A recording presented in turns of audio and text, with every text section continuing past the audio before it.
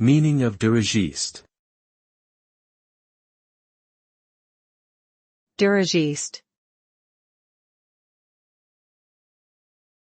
Dirigiste. Dirigiste. Dirigiste. Dirigiste refers to an economic system where the government plays a strong role in directing and controlling the economy through regulation and central planning.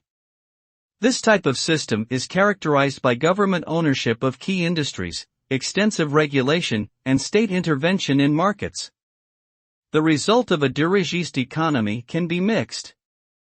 Proponents argue that it can promote economic stability, protect domestic industries, and ensure fair distribution of resources. However, critics contend that it can stifle innovation, create inefficiencies, and lead to corruption and government overreach.